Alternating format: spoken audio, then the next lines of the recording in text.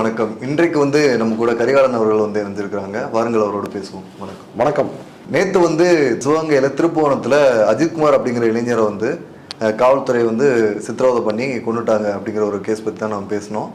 இன்னைக்கு மதுரை நீதிமன்றத்தில் நீதிபதி காவலர்களை நோக்கியும் அதே நேரத்தில் அரசு தரப்பை நோக்கியும் ரொம்ப சரமாரியான கேள்விகள்லாம் எழுப்பியிருக்காங்க. இன்னைக்கு நீதிமன்றத்தில் என்ன நடந்துச்சு? இந்த வழக்கை நேற்றிலிருந்து விசாரித்து வருவது 2 நீதிபதிகள் கொண்ட அமர்வு. நீதிபதி சுப்பிரமணியம் அப்புறம் நீதிபதி மரிய கிளாட், அவங்க 2 பேரும் தான் இந்த வழக்கை விசாரித்து வர்றாங்க. அந்த அமர்வு முன்னிலையில இந்த வழக்கு தொடுத்தவர் யாரு அப்படின்னா, திருப்புவனம் பகுதியை சார்ந்த வழக்கறிஞர் கார்த்திக் ராஜா அப்படின்றவர் தான் ஒரு சமூக ஆர்வலர் வழக்கறிஞர். அவர் தான் மனுதாரர். அவர் தாக்கல் செய்த அந்த மனுவிற்கு வழக்கறிஞர் ஹென்றி, மூத்த வழக்கறிஞர், மனித உரிமை செயல்பாட்டாளர், அவர் ஆஜராகி வாதங்களை முன்வைத்தார். அதாவது அவர் அந்த பகுதியவே சார்ந்தவர், இந்த கார்த்திக் ராஜா அப்படின்றவர். அவர் தான் முழுக்க அது என்ன நடந்துச்சு அப்படின்ற இந்த தகவல்களை எல்லாம் சேகரித்து ஹென்றி சார்கிட்ட கொண்டு கொடுத்திருக்கிறாரு. அதன் அடிப்படையில் தான் இந்த வழக்கு அடுத்த கட்டத்திற்கு நகர்ந்திருக்கிறது. இன்றைக்கு நீதிமன்றத்தில் காவல்துறையினுடைய அடாவடிக்கு, ஒரு கொலைவெறி செயலுக்கு நீதிமன்றம் சரமாரியான கேள்விகளை எழுப்பியிருக்கிறாங்க. எப்படியெல்லாம் டார்ச்சர் பண்ணி இருக்கிறாங்க அப்படின்றத இன்றைக்கு நீதிபதிகளே சொல்லிருக்கிறாங்க. இப்ப இந்த வழக்கை 2 நீதிபதிகள் கொண்ட அமர்வு, அதாவது நீதிபதி சுப்பிரமணியம் மற்றும் நீதிபதி மரிய கிளாட், இவங்க 2 பேரும் தான் அந்த வழக்கை விசாரிக்கிறாங்க. அதுல நீதிபதி சுப்பிரமணியம் இன்னைக்கு சரமாரியான கேள்விகளை கேட்டிருக்கிறாரு. அது சமூக வலைதளங்களில் இன்றைக்கு ஒரு பேசுபொருளா மாறி இருக்குது. What will be the actions of the policeman? The government, you always don't respect poor man's life. That is not there, not in the present case. Therefore, you are not answering our question till now. You have to answer. We will definitely answer. No ordinary constable will act. In a team will not act. I can understand. Some constable going somewhere, picking up quarrel, who is doing some theft, or beating some persons outside the duty hours.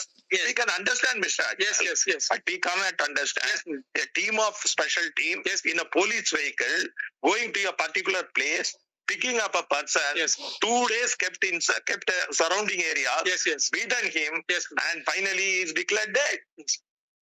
Therefore, at whose direction the special team acted? Even if you say, nobody has instructed. நம்ம ஏற்கனவே நேற்று செய்தி வெளியிட்டு இருந்தோம் 42 காயங்கள்னு. ஏன்னா அப்போ அங்க இருந்த அதுல வழக்கறிஞர்கள் தான் அந்த தகவலை நமக்கு கொடுத்தாங்க. இப்ப இன்றைக்கு நீதிமன்றத்தில் நீதிபதி அந்த போஸ்ட்மார்ட்டம் ரிப்போர்ட்டை பார்த்துட்டு 44 காயங்கள் இருக்குது அப்படின்றத வெளிப்படையா சொல்லிருக்கிறாரு. மிக கொடூரமான தாக்குதல் நடந்திருக்கிறத நீதிபதியே காட்டமான, ஏழைன்னா நீங்க அடிச்சு கொள்ளுவீங்களா, அவர் என்ன தீவிரவாதியா, எப்படி தனிப்படை அமைக்கலாம், இந்த தனிப்படை அமைப்பதற்கு உத்தரவிட்டது யார், இப்படி உடம்புல ஒரு இடம் விடாம அடிச்சிருக்கிறீங்களே, எப்படியெல்லாம் சித்திரவதை பண்ணீங்க அப்படின்ற கேள்வி எழுப்பி இருக்கிறாரு. அது மட்டும் இல்லாம பிரேத பரிசோதனை அறிக்கை, ஒரு இடைக்கால பிரேத பரிசோதனை அறிக்கையை தாக்கல் செய்யணும் அப்படின்னு சொல்லி கேட்டிருந்தாரு நீதிபதி. அதன் அடிப்படையில் ஒரு பிரேத பரிசோதனை அறிக்கை தாக்கல் செய்யப்படுது, அஜித்குமாரினுடைய போஸ்ட்மார்ட்டம் ரிப்போர்ட். அதை பார்த்துவிட்டு இன்னும் காரசாரமான கேள்விகளை நீதிபதி கடுமையா அரசு தரப்புக்கு முன்வைத்தாரு. காவல்துறை தரப்பால இதற்கு எந்த பதிலையும் அரசு தரப்பால் சொல்ல முடியல. முழுக்க மழுப்பல். அப்புறம் ஒரு குறிப்பிட்ட நேரத்துக்கு பிறகு இந்த பிரச்சனையை அட்மிட் பண்ணிக்கிட்டாங்க. ஆமா, தவறு நடந்துருச்சு, இதை சரி செய்வதற்கான, இவர்கள் மீது நடவடிக்கை எடுப்பதற்கான வேலைகளில் நாங்க இறங்கி இருக்கிறோம், யாரையும் காப்பாற்ற மாட்டோம் அப்படின்னு தங்களை நாங்க சரியா நடவடிக்கை எடுப்போம் அப்படின்னு நீதிமன்றத்தில் ஒரு ஒத்துக்கொள்கின்ற நிலைமைக்கு இன்றைக்கு அரசு தரப்புல போயிருக்குது. அதுல நீதிபதி சொல்ற விஷயங்கள் என்னன்னா, மிளகாய் பொடியை பிறப்புறுப்புல, காதுல, வாயில மிளகாய் பொடியை போட்டு டார்ச்சர் பண்ணிருக்கிறாங்க அப்படின்ற ஒரு விஷயம் யோசிச்சு பாருங்க. காதுல, வாயில, பிறப்புறுப்புல மிளகாய் பொடி போட்டா அது அது அது எவ்வளவு பெரிய கொடுமை. இது ஒரு நாகரீகம் கொண்ட ஒரு நாட்டில் நடக்கலாமா இப்படி ஒரு விஷயம்? இப்படி ஒரு அயோக்கியத்தனத்தை ஒரு கிரிமினல் ரவுடி கும்பல், ஒரு அயோக்கிய கும்பல், என்ன ஒரு கூலிப்படை என்ன வேலை செய்யுமோ அந்த வேலையை காவல்துறை செய்திருக்கிறது.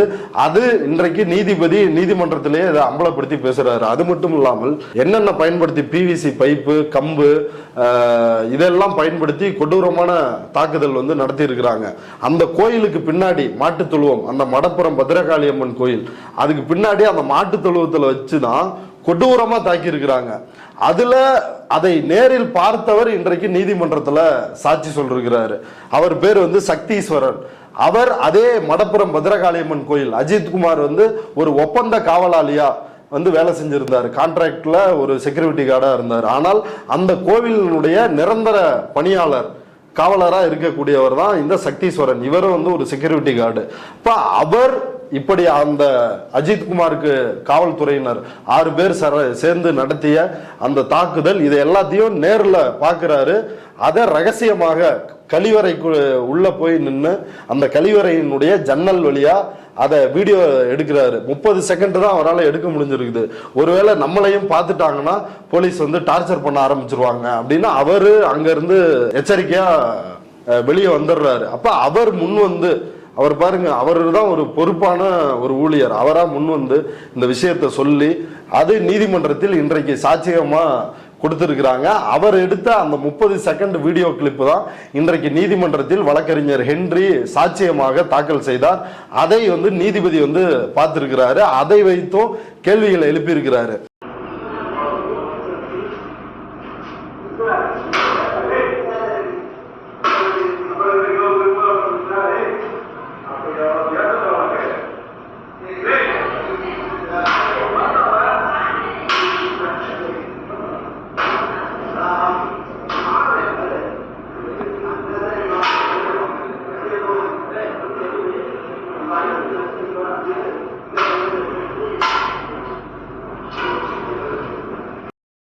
இப்ப அதுல என்ன நடந்திருக்குதுன்னா, அந்த மாட்டு தொழுவத்துல வச்சு கொடூர உச்சகட்ட டார்ச்சர். அதுல பார்த்திருப்பீங்க, அந்த பிவிசி பைப்பை வச்சு அடி அடி அடின்னு போலீஸ் வந்து அடிக்கிறதா அந்த 30 செகண்ட் வீடியோ காட்சி. அதுல அந்த இடத்துல வந்து இப்ப அடிச்சு அந்த பைப்லாம் பிவிசி பைப்பு, இந்த அஜித்குமார் அடிச்சு உடஞ்சு கிடந்த பிவிசி பைப்பு, மிளகாய் பொடி, அங்க இருந்த ரத்த காயங்கள், கம்பு, அவர் அடிக்க பயன்படுத்திய கம்பு எல்லாம் அந்த இடத்துல கிடந்திருக்குது. அதை வந்து ஏடிஎஸ்பி சுகுமார் அப்படின்ற அதிகாரி போலீஸ் வந்து போய் ஒரு சாக்கு பையில அதை எல்லாத்தையும் அள்ளிட்டு வந்திருக்கிறாரு. அந்த தடயங்களை அழித்திருக்கிறார். இதை நீதிமன்றத்தில் கார்த்திக் ராஜா தரப்புல வந்து சொல்லிருக்கிறாங்க. ஹென்றி டிஃபென்ஸ் சார் வந்து சொல்லிருக்கிறாரு. அதையும் வந்து நீதிபதி வந்து கேள்வி எழுப்பி இருக்கிறாரு. அதாவது நீதிபதி எழுப்பிய இன்னொரு முக்கியமான விஷயம் என்னன்னா, இவங்க தாக்கல் பண்ணது காவல்துறை தரப்புல காவல்துறைக்கு உள்ள இருக்கிற சிசிடிவி காட்சிகளை தாக்கல் பண்ணிட்டாங்க. ஏன்னா இவங்க டார்ச்சரை காவல்துறைக்கு உள்ள வந்து காவல் நிலையத்திற்குள் வந்து நடத்தல. இவங்க டார்ச்சரை முழுக்க முழுக்க வெளியிடங்கள்ல வந்து நடத்துறாங்க. பல கண்மாய்களுக்கு வந்து கூட்டு போய் இங்க ஒளிச்சு வச்சிருக்கியா அப்படின்னு அடிச்சு குடும்பப்படுத்தி அங்க இருக்கான்னு வந்து டார்ச்சர் பண்றாங்க. தென்னந்தோப்புகள்ல கூட்டு போய் அங்க அடிச்சு டார்ச்சர் பண்றாங்க. அதற்கு பிறகு இந்த மாட்டு தொழுவம், அந்த மாட்டு தொழுவத்துக்கே அவர் வந்து இந்த கோயிலுக்கு பின்புறம் இருக்கிற பகுதி, அங்க ஏன் அவர் வந்து வராருன்னா, அங்க தென்னந்தோப்புல தனியா வந்து வச்சு அடிக்கிறாங்க. நம்மளை வந்து கொன்னுட்டா கூட யாருக்கும் தெரியாம போயிடும். அதனாலதான் வந்து அவர் அங்க போகணும்னு வந்து நினைச்சதா இப்ப அவர் விசாரிக்கும் பொழுது வழக்கறிஞர் கார்த்திக் ராஜா வந்து சொல்றாரு. இப்ப அதற்காகத்தான் அவரு இந்த கோயிலுக்கு போயிட்டா அங்க எல்லாரும் இருப்பாங்க. இப்ப யோசிச்சு பாருங்களேன், இவரை திருடன் அப்படின்னு ஒரு பட்டம் கட்டி அவரை சந்தேகத்தின் பேர்ல அடிச்சே கொண்டிருக்கிறாங்க காவல்துறை.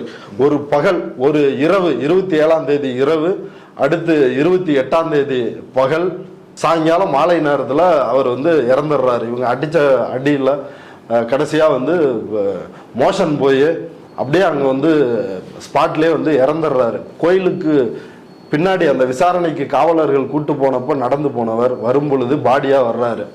அப்படி அவரை பிடிச்சதுல இருந்து அடி அடி அடின்னு அடிச்சு கொன்னுட்டு தான் காவல்துறை வந்து விட்டுருக்காங்க. அப்ப இந்த தாக்குதல் எல்லாமே பிளான் பண்ணி வெளியே நடக்குது. எதுவுமே சிசிடிவி காட்சியில பதிவாகாது. அந்த துணிச்சல்ல தான் நீதிமன்றத்துல காவல் நிலையத்திற்கு உள்ள இருக்கிற சிசிடிவி காட்சிகளை அங்க வந்து சிடியில தாக்கல் பண்றாங்க. ஆனா கோவிலில் என்ன நடக்குதுன்னா, அங்க இருக்கும்ல சிசிடிவி காட்சிகள், ஏன்னா அது இந்து சமய அறநிலைத்துறை கட்டுப்பாட்டிற்குள்ள இருக்கிற கோவில். இப்ப அங்க சிசிடிவி காட்சிகள் இருக்குது இல்ல, அந்த சிசிடிவி காட்சிகளை ஒரு நாளைக்கு முன்னதாகவே என்ன பண்ணிருக்கிறாங்கன்னா, எஸ்பி ஆசிஷ் ராவத் அவருக்கு கீழே இருக்கின்ற ஒரு அதிகாரி, சிறப்பு இதே மாதிரி தனிப்படையில் இருக்கின்ற ஸ்பெஷல் டீம்ல இருக்கிற ஒரு அதிகாரி, எஸ்ஐ ராமச்சந்திரன் அப்படின்ற அதிகாரி, அந்த அதிகாரி வந்து இந்த ஃபுட்டேஜ் எல்லாம் கலெக்ட் பண்ணிட்டு போறாரு. அது கேட்டதுக்கு அந்த காவல் ஈஓ உதவி ஆணையர் அவர்கிட்ட வந்து என்ன சொல்லிருக்காருன்னா, நாங்க எஸ்பி டீம்ல இருந்து வர்றோம், எஸ்பி தான் கலெக்ட் பண்ணிட்டு வர சொன்னாரு அப்படின்னு அவர்கிட்ட சொல்லிட்டு போயிருக்காரு. அவரு இதை நீதிமன்றத்தில் காவல் அந்த கோயிலினுடைய இந்து சமய அறநிலைத்துறை ஆணையர் அவர் இன்றைக்கு நீதிமன்றத்தில் இப்படி எஸ்ஐ ராமச்சந்திரன் தான் வந்து வாங்கிட்டு போனாரு, எஸ்ஐ பேரை சொல்லி தான் வாங்கிட்டு போனாரு, நான் ஒரு காப்பியை நீதிமன்றத்தில் தாக்கல் பண்றேன் அப்படின்னு அந்த காப்பியும் வந்து தாக்கல் பண்ணி இருக்கிறாரு. இப்போ அவர் வந்து தென்னந்தோப்பு இந்த மாதிரி இடங்கள்லாம் வந்து ஆள் நடமாட்டம் அதிகம் இல்லாத இடங்கள்ல வந்து வச்சு சித்திரவதை பண்ணதா சொல்றீங்க. அவர் வந்து ஒரு கூட்டமா இருக்கிற பிளேஸ்க்கு வந்து உங்களை கூட்டு போனா அங்கேயாவது நம்மளை யாராவது வந்து காப்பாத்திட மாட்டாங்களாங்கிற ஒரு நம்பிக்கையில தான் வந்து அங்கே கூட்டு போயிருப்பாரு.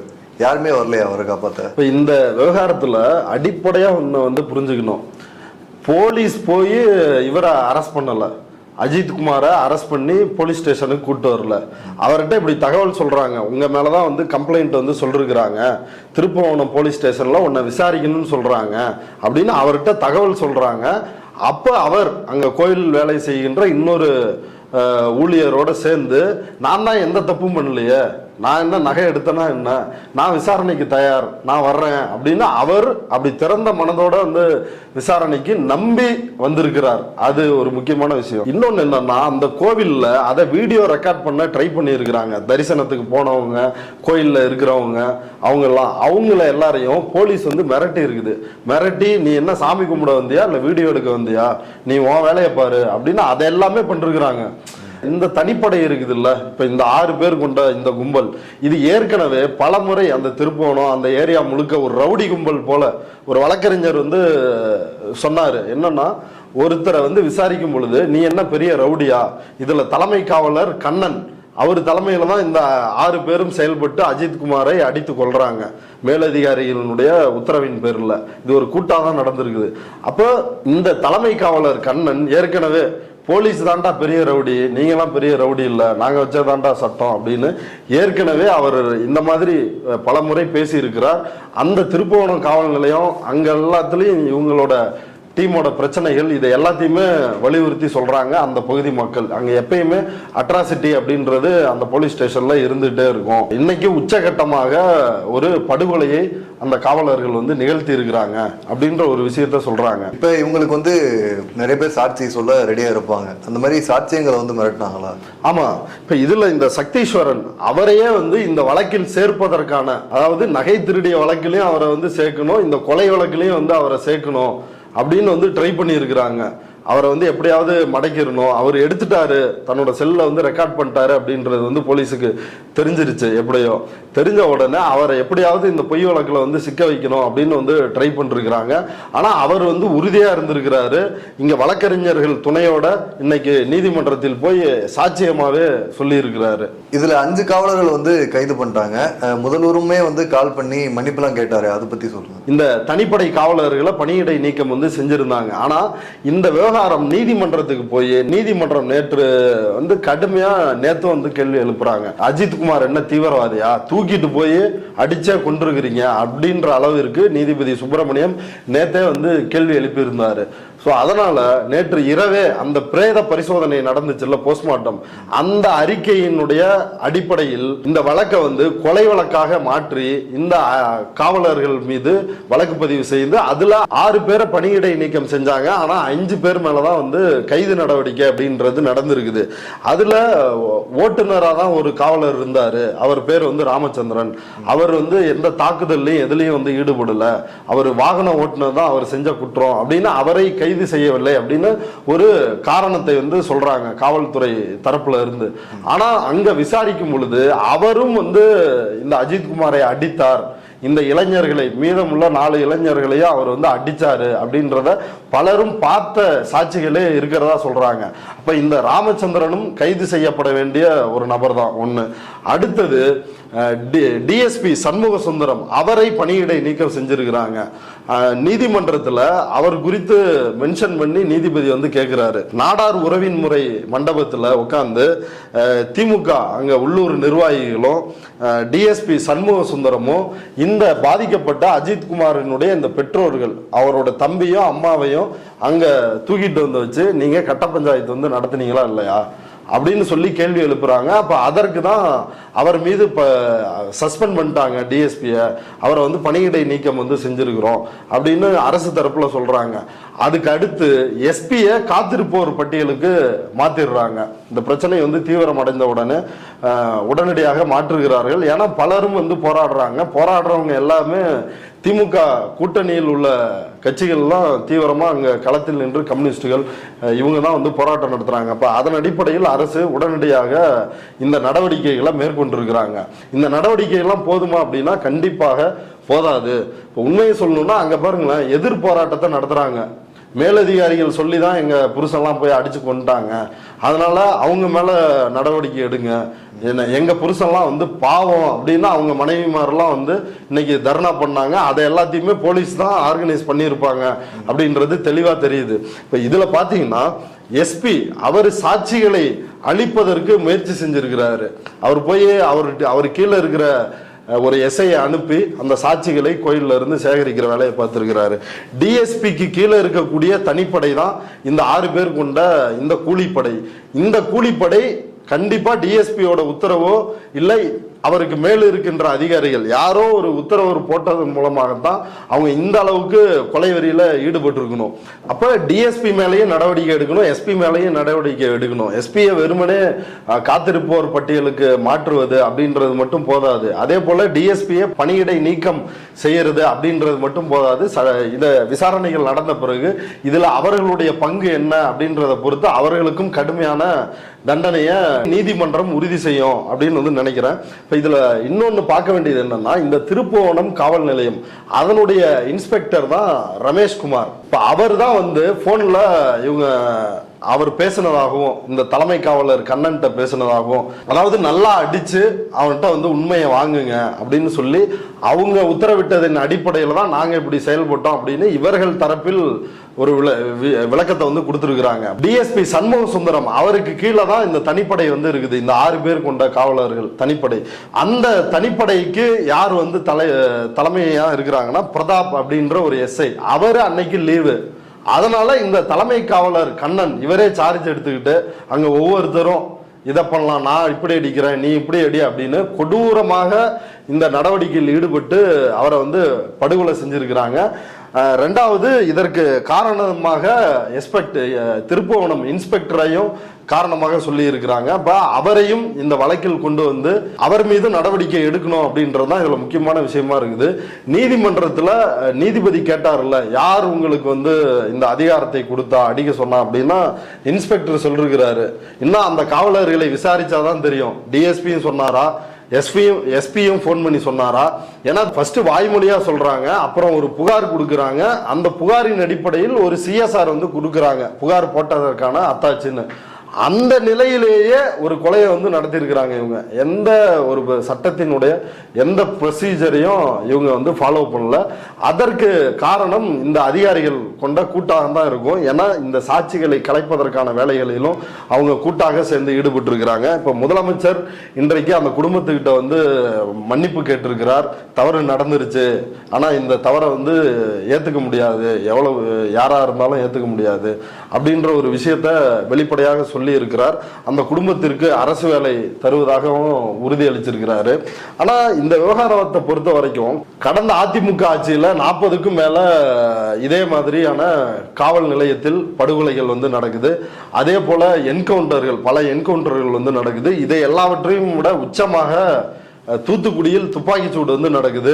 இப்ப சாத்தான்குளத்தில் நடந்த ஜெயராஜ் பெனிக்ஸ் அந்த விவகாரத்துல 10 நாள் கழிச்சுதான் அவங்க செத்து 10 நாள் கழிச்சுதான் எஃப்ஐஆரே பதிவு செய்யறாங்க. அதுல இன்னும் உச்சபட்சமாக அதிமுக ஆட்சியில அங்க விசாரணைக்கு வந்த நீதித்துறை நடுவர் பாரதிதாசன் அவரை வந்து மிரட்டுறாங்க. அந்த சாத்தான்குளம் காவல் நிலையத்துல இந்த சம்பவம் நடக்குதுல, அதை விசாரிக்க வந்த நீதிபதியவே அந்த காவலர்கள் வந்து மிரட்டினாங்க அப்படின்னா பாத்துக்கணும். காவல்துறை எப்படி வந்து காலம் காலமாக அது எந்த ஆட்சி இருந்தாலும் அது எவ்வளவு கொடூர அதிகாரம் படைத்த ஒரு அமைப்பா இருக்குது. காக்கி சட்டை போட்டிருந்தாலே ஒருத்தனை வந்து கொல்லுவதற்கான, ஒருத்தனை வந்து அடிப்பதற்கான அதிகாரம் இருக்குது அப்படின்றது தொடர்ச்சியாக காவல்துறை இப்படியான நடவடிக்கைகள் வந்து ஈடுபடுது. இப்ப அதுல இப்படியான நடவடிக்கைகள்லாம் இருந்துச்சு. இப்ப இந்த ஆட்சியில முதல்வர் வந்து உடனடியாக போராட்டங்கள் நடைபெறுது, அதுக்கு உடனடியாக வந்து செவிசாய்த்து அடுத்தடுத்த நடவடிக்கைகள் வந்து எடுத்திருக்கிறாரு. இப்ப இதுதான் போன ஆட்சிக்கும் இந்த ஆட்சிக்குமான ஒரு வித்தியாசமா இருக்குது. இருந்தாலும் எல்லாவற்றிலும் வந்து நாங்கள் ஒரு தனித்துவமான அரசு அப்படின்ற ஒரு இலக்கை நோக்கி இந்த அரசு செயல்பட்டு இருக்குது. அப்படி இருக்கும் பொழுது இந்த காவல் நிலையங்களில் இப்படி காவலர்கள் வந்து ரவுடி கும்பலை போல செயல்பட்டு அப்பாவிகளை படுகொலை செய்வது, குற்றவாளியா இருந்தா கூட விசாரி, சட்டப்படி எதுவா இருந்தாலும் அந்த ப்ரொசீஜரை ஃபாலோ பண்ணு, இப்படி இந்த கொலைகள்லாம் செய்யறாங்கல்ல. இப்ப இதை தடுப்பதற்கு ஒரு நடவடிக்கையை கண்டிப்பாக அரசு வந்து மேற்கொள்ளணும். இப்போ ஒரு தவறு நடக்குது அப்படின்னா அந்த தவறில் உடனடியாக நடவடிக்கைக்கு வர்றாங்க அப்படின்றது புரியுது. எடப்பாடி ஆட்சி காலத்தில் பிரச்சனை பூதாகரமாக வெடித்த பிறகும் மூச்சு திணறலால் வந்து மூச்சு திணறல்னு ஃபெனிக்ஸ் வந்து சொன்னாரு, அவர் ஹாஸ்பிட்டல் கொண்டு போனோம், இறந்துட்டாரு, உடல்நல குறைவா இருக்குது அப்படின்னு சொல்லி ஜெயராஜ் சொன்னாரு, அவரு ஹாஸ்பிட்டல் அட்மிட் பண்ணோம், இறந்துட்டாரு அப்படின்னு அடித்து கொலை செய்து விட்டு அதற்கு மூச்சு திணறல் அப்படின்ற ஒரு காரணத்தை எடப்பாடி ஆட்சி காலத்தில் வந்து சொன்னாங்க. இதில் தவறை ஒப்புக்கொண்டிருக்கிறார் முதலமைச்சர், வந்து ஒப்புக்கொண்டிருக்கிறார். ஆனால் இது போதாது, இந்த அதிகாரிகள் மீது கடுமையான ஒரு நடவடிக்கை எடுக்கணும். இந்த போலி என்கவுண்டர் பண்ணி கொலை பண்றது, அதே போல லாக்அப்ல வச்சு அடித்தே கொலை செய்வது, இந்த பிரச்சனைகளுக்கு ஒரு முற்றுப்புள்ளியை இந்த அரசு வந்து கொண்டு வரணும். ஒரு நீண்ட கால ஒரு தீர்வாக இதை எப்படி கையாளணும் அப்படின்றத அரசு முடிவெடுத்து செய்யணும். இப்ப இந்த வழக்கு வந்து சிபிஐக்கு மாற்றுறதுக்கு முதலமைச்சர் வந்து உத்தரவிட்டிருக்காரு, அதை பத்தி என்ன சொல்லுங்க? இந்த வழக்கை பொறுத்த வரைக்கும் நேற்று சங்கர் ஜிவால் வந்து சிபிசிஐடி விசாரிக்கும் அப்படின்னு வந்து சொன்னாரு. இன்னைக்கு நீதிமன்றத்தில் கூட அரசு தரப்பில் சிபிசிஐடி தான் வந்து விசாரிப்பாங்க, நேர்மையா விசாரிப்பாங்க அப்படின்னு சொன்னாங்க.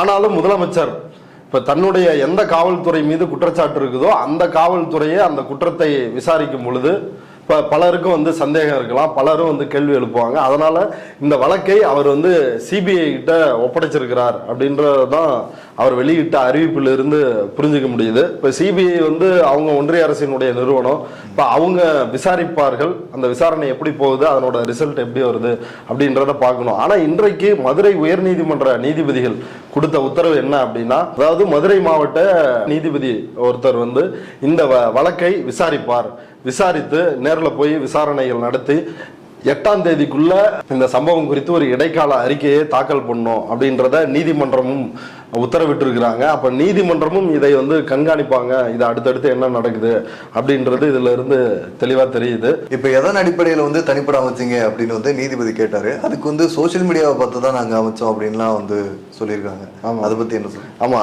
அதாவது நீதிபதி கேட்கிறாரு, இப்படி தனிப்படை வந்து இதை விசாரிக்கணும்னு உத்தரவிட்டது யார், என்ன அவ்வளவு பெரிய காரணம், இதுல வந்து ஒரு 9.5 பவுன் நகை, அதுக்கு என்ன அவ்வளவு வேகம், எதுக்கு வந்து இவ்வளவு தீவிரமாக ஒரு தனிப்படை அப்படின்னு கேட்குறாங்க.